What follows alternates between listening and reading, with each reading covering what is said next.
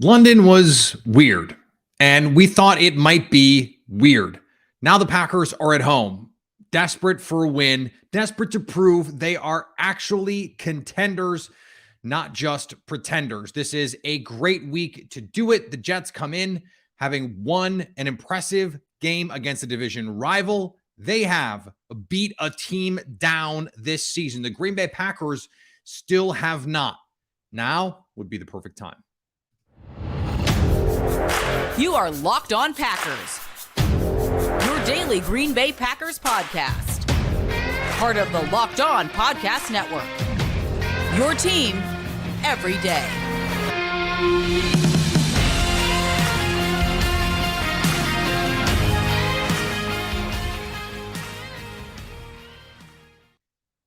You are Locked On Packers, part of the Locked On Podcast Network, your team every day. I'm Peter Bukowski, and I cover the Packers for The Leap, a newsletter I would love for you to subscribe to. Follow me on Twitter, Peter_Bukowski. Follow the podcast on Twitter at Locked On Packers. Like us on Facebook. Subscribe to the podcast, iTunes, Spotify, Google Podcasts. Wherever you find podcasts, you will find Locked On Packers, the number one Packers podcast on the internet, and the show for fans who know what happened. They want to know why and how. Today's episode brought to you by our friends at LinkedIn Jobs. LinkedIn Jobs helps you find the qualified candidates you want to talk to faster. Post your job for free at linkedin.com/LockedOnNFL.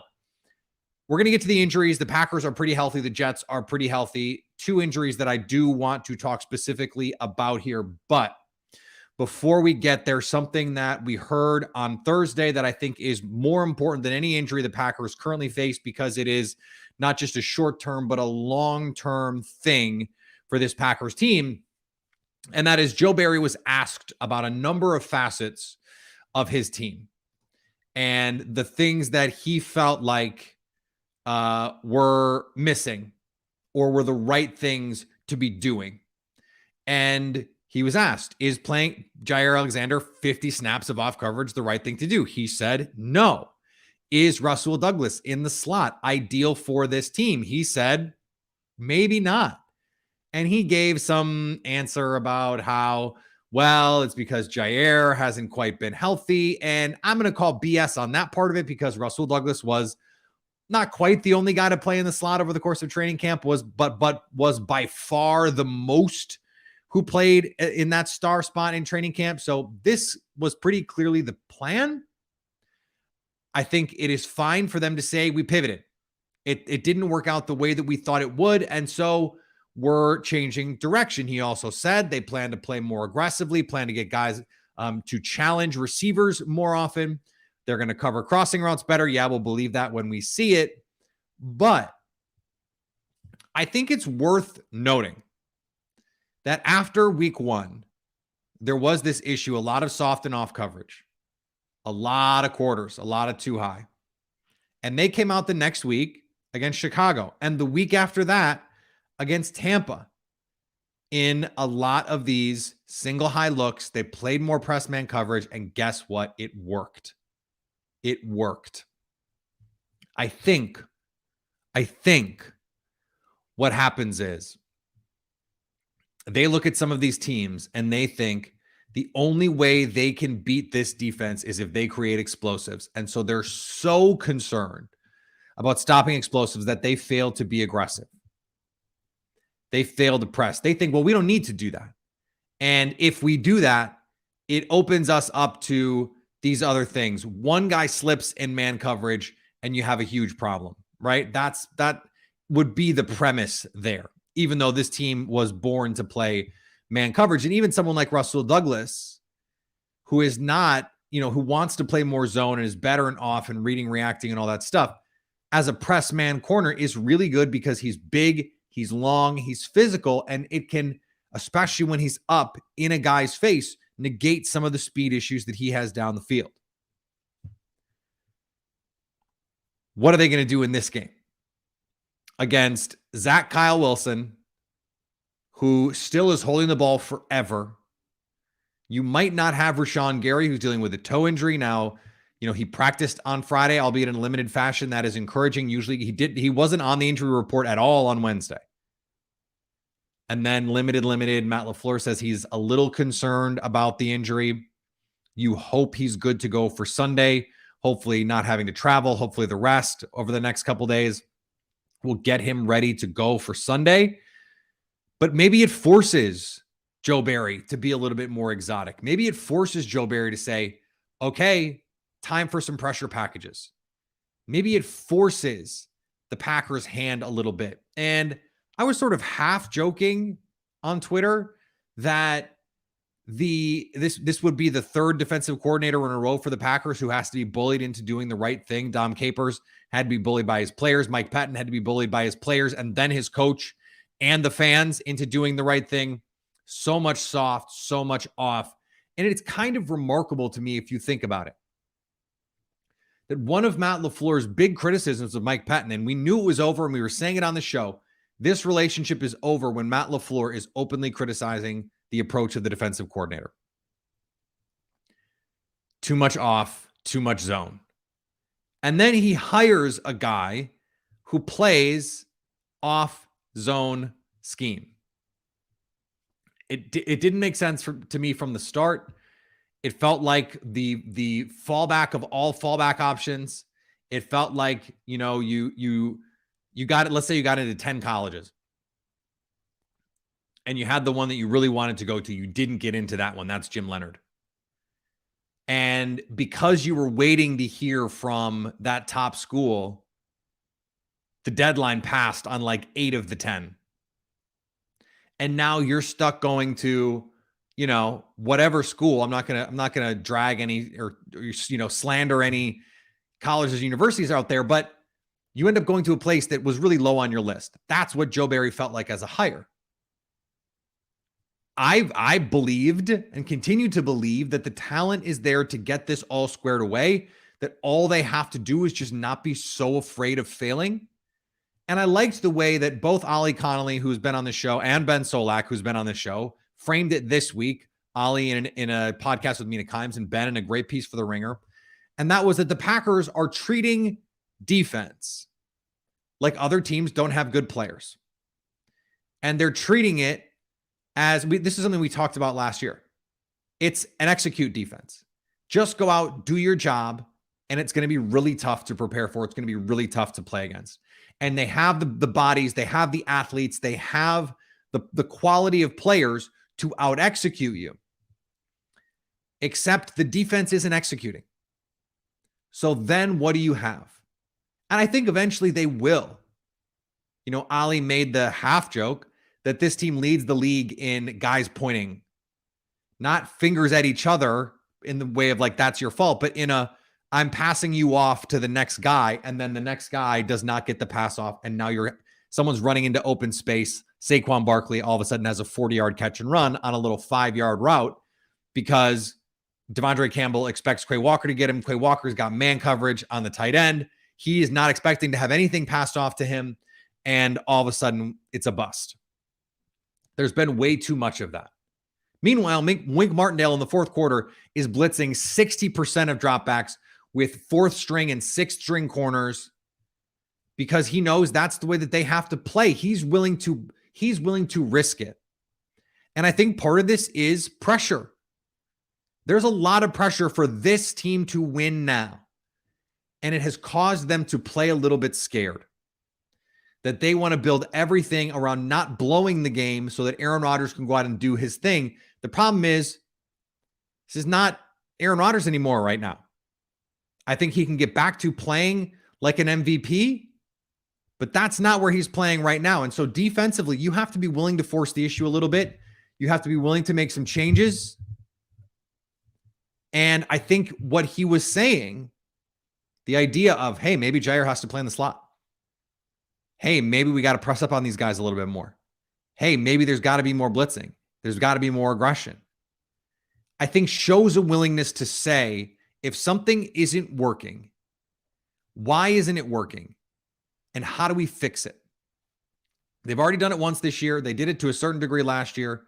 And I think that they deserve to have us give them the benefit of the doubt for the moment. But this is the week to show it. This is the week to go out and kick someone's butt. We're going to talk more about that in just a second. Before we do, Let's talk about our friends at LinkedIn.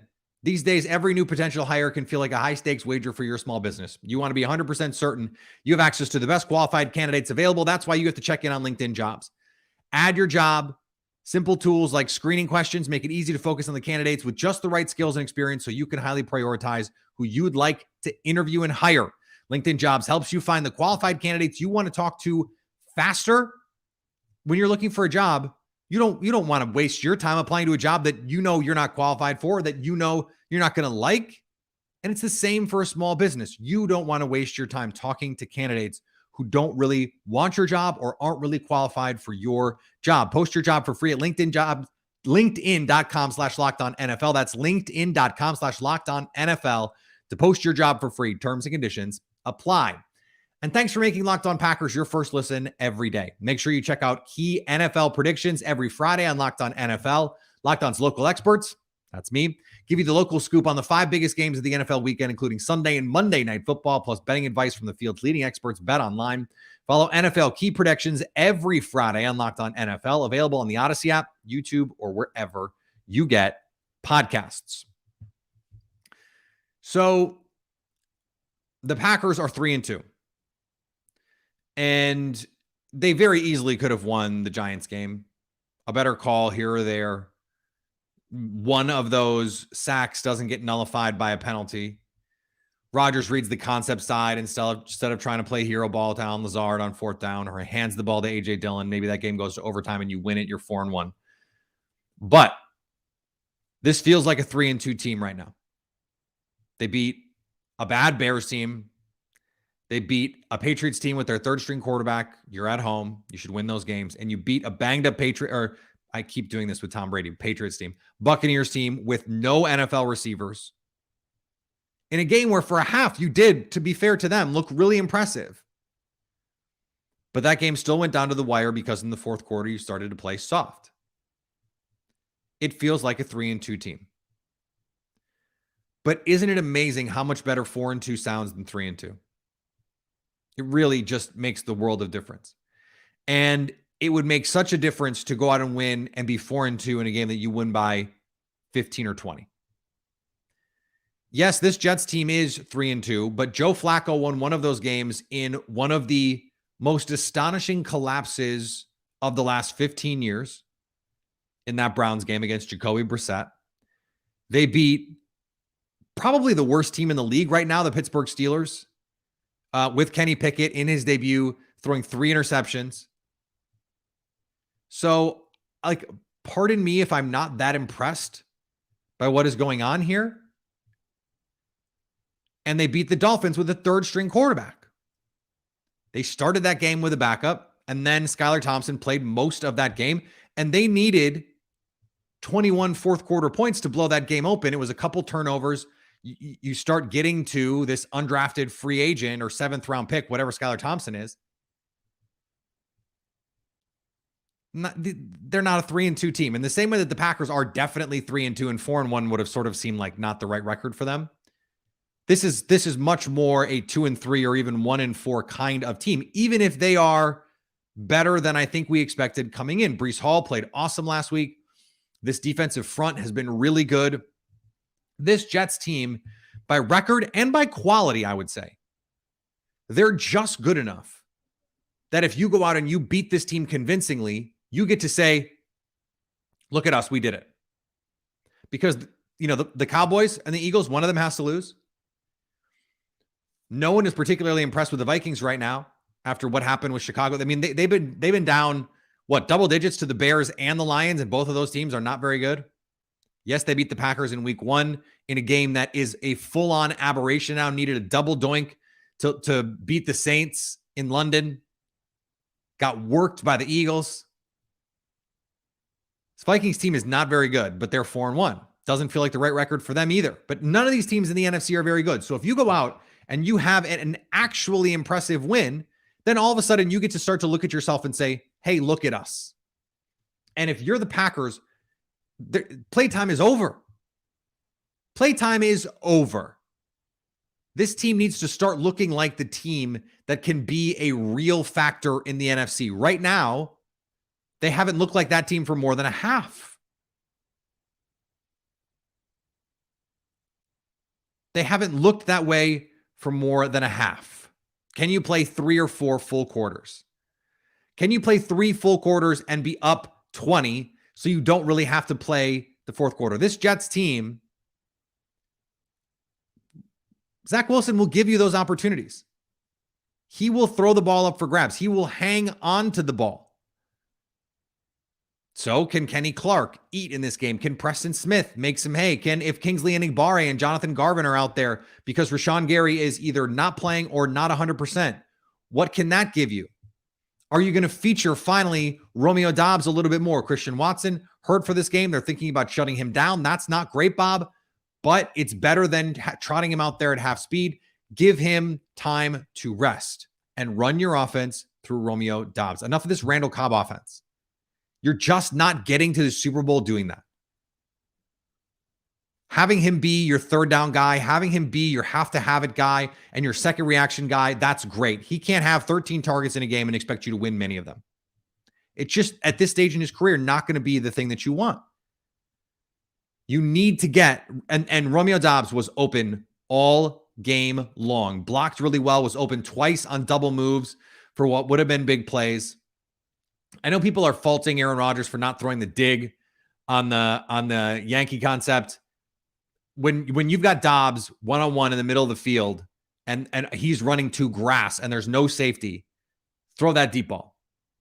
Throw that deep ball. That is really what the play is against that coverage. You're trying to hit that shot play. And they got the illegal contact. I think you could make the case it should have been pass interference. And then you're talking about a much bigger penalty than 5 yards. It's a 30 or 40-yard penalty, as much as I hate 30 and 40-yard penalties for pass interference. There's opportunities here. And the Packers feel it. And I know that I've been saying, go back to 2019. I kept saying the offense is close. The offense is close. It's so close. And they never really found it. There were some glimpses. Ironically, they played their best football when Devontae Adams was not out there. That Raiders game when Aaron Rodgers has the perfect passer rating. You have the Chiefs game with Aaron Jones, the Cowboys game with Aaron Jones. There's a great chart that I tweeted out from this great analytics guy who put together EPA per play data and found out, okay, which teams have the advantage in the passing game on offense and on defense. Packers have the advantage on both sides of the ball in the passing game. So go exploit it. And I think they can make hay in the run game too. You can do some stuff on this defense. I know Robert Saleh, I sort of tongue-in-cheek captioned yesterday's post about Robert Saleh owning Aaron Rodgers, but those 49ers defenses gave Aaron Rodgers and this offense fits. Now, Nick Bosa's not walking through that door. Fred Warner's not walking through that door, all that stuff. This front is really good. The linebackers are really good. That's why if you play a clean game and are still good enough to score 30, which they are, and this defense plays up to its potential and holds them to 14, now you can start really building something because you've got the Bills in 2 weeks. You've got Washington next week. You'd really like to go to Buffalo 5-2. Now, we don't want to get ahead of ourselves on this. You'd like to play Washington at 4-2. You'd like to play Buffalo at 5-2. And then, ideally, everything after that, you'd like to just be stuck on that 2 number for losses. Probably not going to happen in Buffalo. After that, you got to go to Philly. You still have to go to Miami. Still plenty of games on the schedule that are losable, but there are plenty of winnable ones too. This is a winnable one, but you actually have to go win it. It is time to start looking like the team we all thought they could be coming into the season. And the beauty of it is it's all there in front of them because they have the talent. And I think the coaches are going to put them in a position to succeed. If Joe Barry is true to his word and they come out a little bit more press, a little bit more blitz, a little bit more single high, they can shut down this offense. Offensively, if you're able to stay patient, run the ball, get the play action into the middle of the field, which is where this team is most vulnerable. This is a bottom 5 team defending the middle of the field and the middle of the field deep. So Packers they've got shot plays for days to attack the middle of the field. Strike, middle of the field. Yankee, middle of the field. Those are their 2 go-to offensive shot plays, they can get to the middle of the field and attack it. The safety play has been really up and down. And especially if you start to get that run game going and those safeties feel like they have to fill in the run, now it's over. Now you can really attack the middle of the field. I thought last week they were going to have chances to hit stuff down the field. They did, and they couldn't hit them. Rodgers underthrew Randall Cobb at the end of the first half, underthrew Alan Lazard on the left side, overthrew Romeo Doubs. They have not been able to consistently hit those. You'd like to have some guys streaking wide open and make it easier on yourself. This is their chance. I think the London part of this precluded that from really being a chance. We haven't seen a lot of blowouts in London, frankly, because, and I said this on our show, everything gets a little bit weird. It rounds out the edges. That game, if that game is played in Lambeau and it's 17, if it's 20-10 at halftime, you have no problem believing the Packers are going to win that game. And I think if that game had been at Lambeau, they would have. Frankly, if I think that game had been in New York, they would have. If you're up 20-10 at halftime in New York, you win that game. The London part of this was weird. There's no more weirdness. There's no more excuses. This is all here for Green Bay to get a statement win. Can they do it? I'm tired of predicting get-right games. I did it all of 2019. I got a lot of crap from our listeners and my followers on Twitter about get-right games. This is an opportunity, not because the Jets are bad, but because the Packers have not played a complete game yet. And if they do, this is a great chance to go say, hey, you're forgetting about us. Not as bad as you thought. Not as bad as we looked, frankly. We'll see if they can do it. Today's episode brought to you by BetOnline. BetOnline is your number one source for all of your betting needs this season.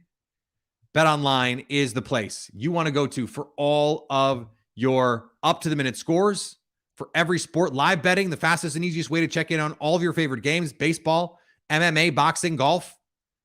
Head to BetOnline or use your mobile device to learn more. BetOnline, where the game starts. And thanks for making Locked On Packers your first listen every day. Now make your second listen the Peacock and Williamson NFL show. Brian Peacock and former NFL scout Matt Williamson give you the expert NFL analysis in less than 30 minutes. It's free and available wherever you get podcasts. All right, we're going to be live on Sunday after the game. We will see you then. My prediction from Thursday for the moment, and especially if Rashawn Gary plays, but for the moment, I'm sticking with 27-20, but I think 30-14 is the kind of game it could be. I think it's more likely that the Packers blow out the Jets than the Jets win. But I also think that the Packers have not proven, they have not given me a reason to confidently say, yeah, they're going to win by 2 touchdowns. Frankly, against anyone right now. Because they played the Bears and they could have beaten the crap out of the Bears. And you know, they won that game by double digits. But they let the Bears get back into it a little bit at the end. And they were in control of that Patriots game, and they let the Patriots get back in it. They were in control of the Giants game. They've been that's the annoying thing. In 4 of the 5 games this year, the Packers have been in control, and they have really not finished any of those games. They have not won any of them convincingly.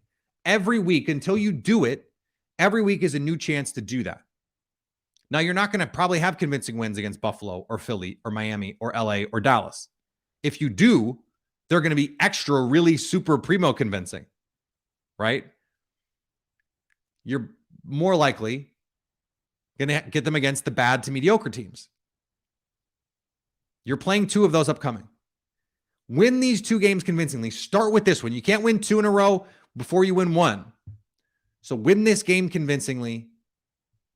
And I think people will start to believe. I think this team will start to believe. I think it will be really good for the psyche of this team to perform that way in, I wouldn't say a big game, but in a big spot where this team needs something. They need a spark. They need to get going. And they need Aaron Rodgers to play better. And I think Aaron Rodgers has been hearing about it. We got articles being written about it. There's segments on NFL Live about it. What's going on with Aaron Rodgers? This could be the week where he says, oh, what's wrong with me? Nothing. Here's 4 touchdowns on your head. That if Aaron Rodgers is still that dude, this is the kind of week we get a performance like that. And we'll see. We'll see. All right, we'll be live on Sunday on the Locked On Packers YouTube page. Follow me on Twitter, Peter_Bukowski. Follow the podcast on Twitter, Locked On Packers. Like us on Facebook, subscribe to the podcast, iTunes, Spotify, Google Podcasts, wherever you find podcasts, you will find Locked On Packers. And subscribe on YouTube. Check us out on YouTube. We are here Fridays live, Sundays live, and every show you can find in video form on the Locked On Packers YouTube page so that you can stay Locked On Packers.